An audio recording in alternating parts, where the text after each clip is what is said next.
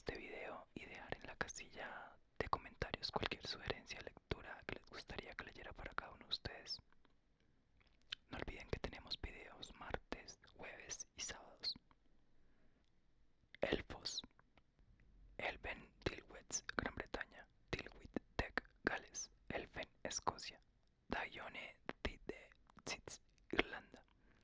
Elfen, Nis, Alemania. Alfen, Escandinavia. Nis Gottrand, Dinamarca y Noruega. Uldras, Noruega.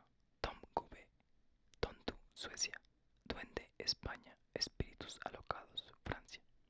Espíritus elementales del aire, pero también de bosque y colinas.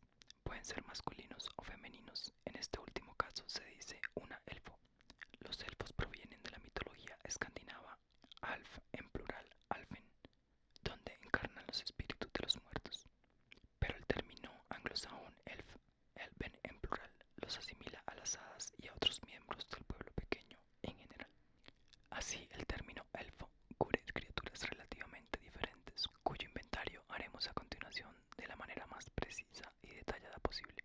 Hadas, demonios o señores. En las leyendas nórdicas, los elfos se dividen en claros y oscuros. Los elfos claros que viven en el aire se asemejan a los silfos y a los ángeles, mientras que los elfos oscuros, habiendo escogido permanecer en las profundidades de la tierra, se identifican con los enanos, los gnomos y los demonios. Los elfos de los bosques son pequeños personajes alados con aspecto y estatura infantiles, cuya piel es a menudo color verde. Vuelan entre las frondas de los árboles y se conocen por sus ojos maliciosos estirados sobre las sienes y sus características orejas puntiagudas. Se asemejan a las hadas silvestres.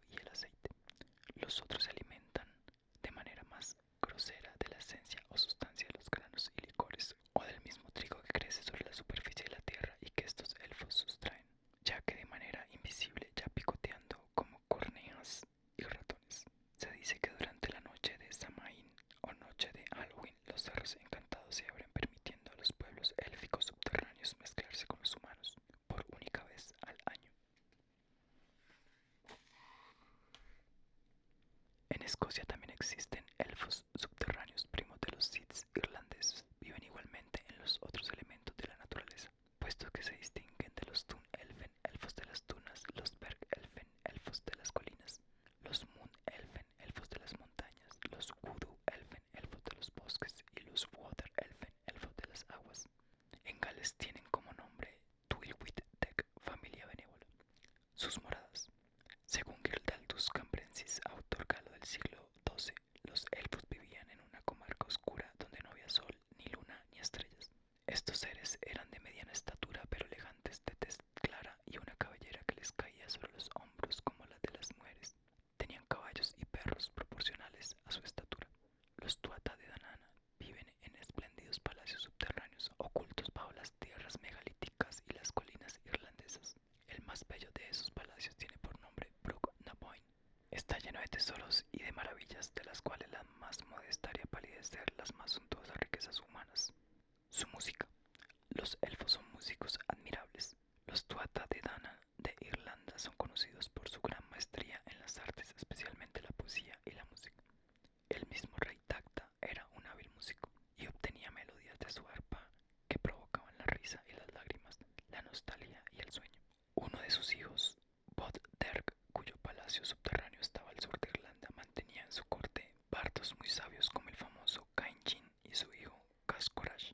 Estos músicos sin par tocaban una especie de arpa celta llamada tímpano que cargaban en una bandolera cuando tenían que desplazarse y con la cual producían melodías con acentos tan extraños y hechizantes que el mismo San Patricio, evangelizador de Irlanda, declaró, según parece, que la música de los elfos era realmente muy bella, aunque impregnada de sortilegios. Con excepción de esta música, confesó el santo, ninguna otra me parece más cercana a la armonía celestial. Los mejores músicos irlandeses, violinistas o intérpretes de la cornamusa se acostumbraron a inspirarse durmiendo sobre algún cerro encantado, con la oreja pegada al suelo con el fin de descubrir las maravillosas melodías que se escapaban de la corte subterránea de los elfos. Pero los músicos así iniciados terminaron por sucumbir a la irresistible nostalgia que se desprende de estas melodías, dejándose morir de languidez y abandono este mundo para ser parte del reino de los elfos. Asimismo, los ultras noruegos, que viven como los Siths en el interior de los túmulos o las colinas, dejan emanar de sus mejillas una música sublime llamada ultraslat, que los montañeses descubrieron pegando la oreja al suelo, pero sabiéndose espiados los elfos se vengaron transformando sus dulces melodías en un concierto de gritos y lamentos, dejando a sus escuchas demasiado curiosos con un profundo estado de melancolía. De esta manera general, cualquiera que sea su comarca de origen, a los elfos les encanta jugar, bailar y festejar permanentemente, tanto en sus palacios encantados como durante la noche en el abrigo del bosque. Pero apenas canta el gallo, no queda de su presencia sino algunas huellas sobre el césped. El disparo del elfo y las enfermedades de los elfos. El disparo del elfo o golpe de elfo consiste en la punta de una flecha o de sílex que el elfo dispara cuando está de cacería con extraordinaria habilidad en dirección a su presa. El disparo del elfo se ha utilizado hábilmente para diezmar las tropas. El reverendo Kirk tuvo una experiencia de este tipo en Escocia. Sus armas están hechas en parte de materiales sólidos terrestres, sin hierro y especialmente de piedras similares al tierno sílex amarillo de Spa, trabajados en punta de flecha que lanzan con fuerza como un dardo. Estas armas, que parecen fabricadas con un arte y unas herramientas sobrenaturales, tienen algo de la sutileza del rayo, pues hieren mortalmente las partes vitales sin estropear la piel. He observado este tipo de heridas en ciertas bestias que he tocado con mis propias manos.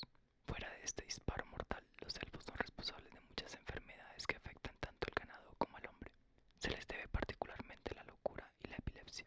No en vano, urticaria se dice élfico en inglés antiguo, elveblest en noruego, alfarbruni en irlandés, alvokskólico en danés, elfuer, fuego de elfo en alemán, y alfus, lumbago o rasgo de elfo también en alemán. El Laesebok y los Lagnunga, dos farmacopeas inglesas del siglo X, evocan enfermedades tales como la succión del elfo, el mal del elfo de las aguas o incluso la enfermedad de los elfos, que se combate con un ungüento compuesto de agua bendita, ajenjo, hinojo, incienso, liquen y la parte inferior de la sombra de un encantador. Estas mismas recopilaciones advierten contra las enfermedades del ganado debidas a los elfos. Si un caballo o cualquier otra bestia recibe una flecha de un elfo, tome semillas de acedera y cera escocesa, y que un hombre cante 12 misas. Aplíquele agua bendita al caballo, y cualquiera que sea la herida, lleve siempre consigo un poco de estas plantas, para conjurar el aliento envenenado de los elfos. He aquí lo que pregona un conjuro alemán del siglo XV. Elfo de nariz ganchuda, te prohíbo soplar sobre mi tierra.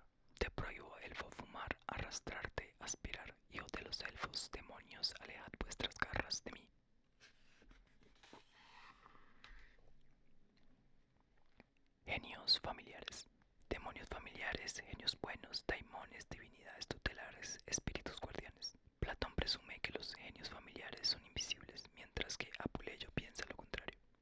Plutarco afirma que estornudar es una manifestación usual de los genios. Sócrates tenía un daimón a quien le escuchaba sus recomendaciones en todas las circunstancias. Un día, el daimón le aconsejó a Sócrates no tomar cierta ruta. El filósofo escuchó la advertencia mientras que sus camaradas continuaron su camino. Tropezaron más adelante con una piedra de cerdos y quedaron bañados de lodo. Demonios familiares. Numerosos son los personajes célebres que tuvieron a su servicio un genio familiar. Entre otros el Papa Benito IX, elegido en 1033, y Alejandro VI, elegido en 1492, cuyo demonio familiar pasó al servicio de César Borgia. Un monje de la abadía de Citeaux tenía también un espíritu familiar que le servía y le ayudaba a organizar el cuarto, hasta que el abad descubrió la presencia del genio e hizo retirar al monje del monasterio. El demonólogo Gedan Bodin, 1530 a 1596, evocaba a un hombre cuyo espíritu familiar tenía la costumbre de asestarle un golpe en la oreja izquierda cuando se portaba mal o para prevenirlo contra una persona malintencionada. Citemos también a Cecco de Ascoli, médico y astrólogo italiano, 1269-1327. Cornelius Agrippa, alquimista y filósofo alemán, 1486-1535. Paracelso, médico y alquimista, 1493-1541. Y Jerónimo Cardán, matemático italiano, 1501-1576. Paracelso guardaba en la empuñadura de su espada un genio del que nunca se separaba y a quien usaba como criado y como secretario. En cuanto a Jerónimo Cardán, a quien se le debe la solución de las ecuaciones de tercer grado, tenía a su servicio un espíritu familiar que había heredado de su padre, Falcio Cardán. Colin de Plancy dijo sobre el caso lo siguiente: él mismo pretendía tener como Sócrates un demonio familiar que ubicaba entre las sustancias humanas y la naturaleza divina, y que se comunicaba con él a través de los sueños. Confesó que debía todos sus talentos, su vasta erudición y sus más felices ideas a este demonio.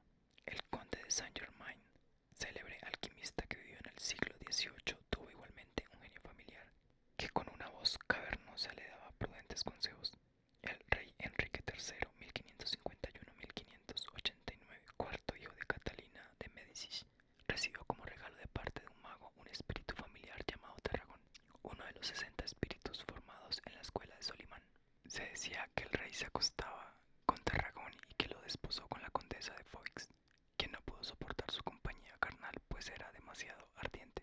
Acosó a Enrique III con mucha imprudencia hasta que un día hizo traer a una dama de compañía para prostituirla con su diablo favorito. Y la dama en cuestión pensó que moriría de miedo. El emperador Napoleón Bonaparte también tenía un genio familiar llamado el Hombrecito Rojo, que lo aconsejaba y le predecía el futuro. Le anunció particularmente sus victorias en Austerlitz, Friedland, Jena y Wagram, y le describió las etapas de su ascenso al imperio, su caída y su exilio. El presidente Washington tenía un genio familiar, Robert Louis Stevenson, 1850-1894. El autor de La Isla del Tesoro y del extraño caso del Dr. Jekyll y el Sr. Hyde relata en un artículo publicado en la Scribner Magazine de enero de 1888 todo lo que le debe a sus genios familiares, que llama sus buenos duendes. Explica que son ellos los que hacen la mitad de mi trabajo mientras duermo y que lo más probable es que también hagan el resto cuando estoy bien despierto, pese a que tontamente creo hacerlo yo mismo. Todas mis ficciones deben ser el producto exclusivo de algunos duendes, demonios familiares y colaboradores invisibles que mantengo encerrados en una buhardilla. Mi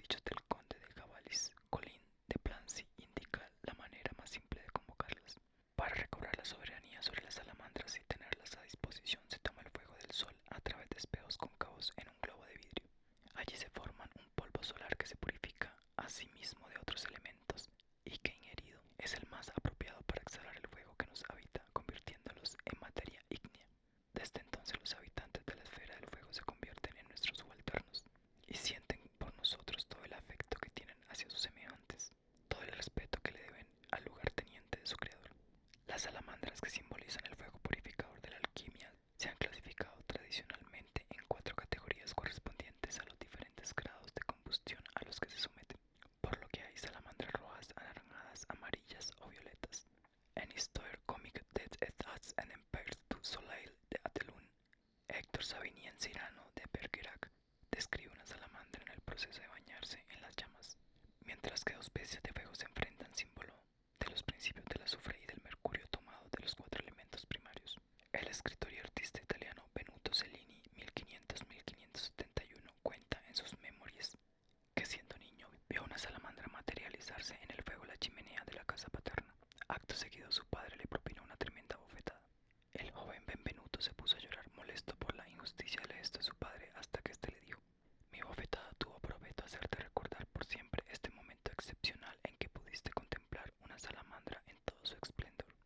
Salamandras sensuales. Las salamandras hembras son de una belleza excepcional. El conde de Gavalis precisa que las salamandras hembras son bellas, más bellas que todas las demás hembras, pues están hechas de un elemento más puro. El novelista francés Anatole France, 1844-1924, publicó en 1893 una extraña novela en la que imita con mucho humor estas consideraciones alquímicas. Bajo el título de la Rôtisserie de la Reine Badueque, la acción desarrollada a comienzos del siglo XVIII procede directamente de los temas abordados en Le Comte de Gavalis, publicado por el reverendo Montfaucon de Villars en 1670. El héroe y narrador de este relato es Jacques Ménetrier, llamado volteazador, pues su ficción consiste en voltear el asador de su padre en la corte de la reina Pedauque. Nunca interrumpía su oficio sino para escuchar los consejos del padre Coignard y de su novicio, el hermano Ángel. Un día recibe la visita de un raro filósofo, el señor Dastarac, quien se precipita sobre las cenizas de la chimenea del lugar.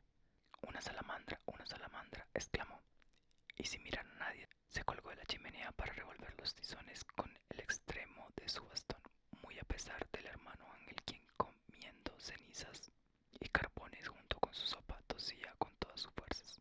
El hombre tiznado removía el fuego gritando: una salamandra, veo una salamandra, en tanto que la llama agitada hacía temblar sobre el cielo raso su sombra en forma de ave rapaz.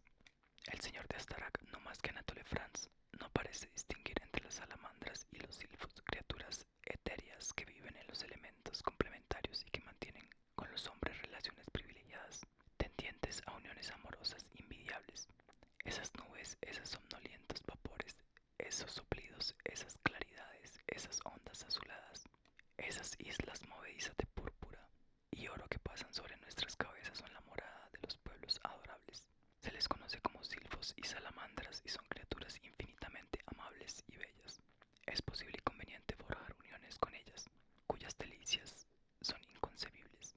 Las salamandras son tan hermosas que a su lado la persona más bella de la corte o del pueblo parece un simio repugnante. Se ofrecen voluntariamente a los filósofos.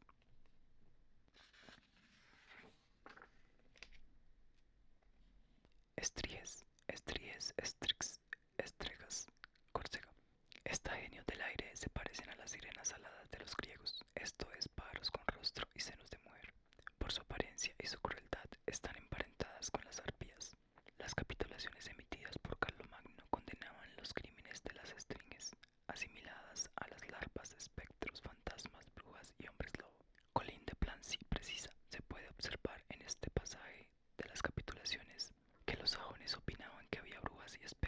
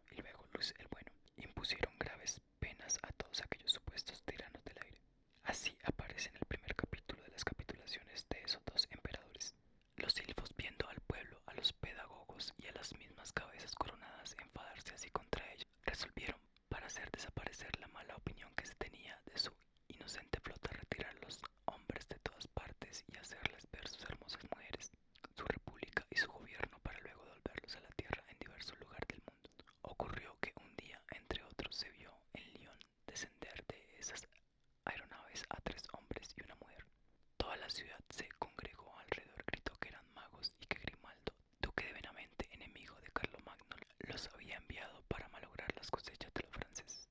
Los cuatro inocentes se justificaron diciendo que eran del mismo país, que habían sido raptados hace poco por hombres milagrosos que les habían hecho ver maravillas inauditas y rogaron que les dejaran contar su relato.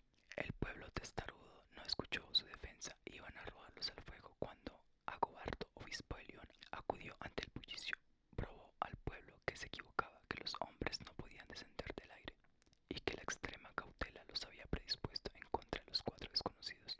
El pueblo le creyó y liberó de inmediato a los embajadores de los silfos.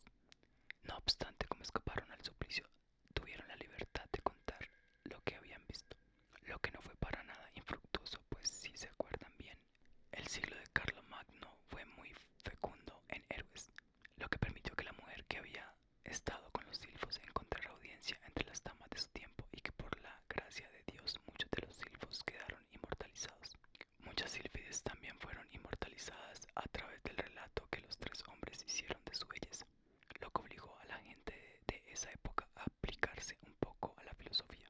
Y de allí vinieron todas estas historias de hadas que se encontrarán en las leyendas amorosas del siglo de Carlomagno y en las siguientes. Todas esas supuestas hadas no eran más que sílfides y ninfas. Bueno chicos, con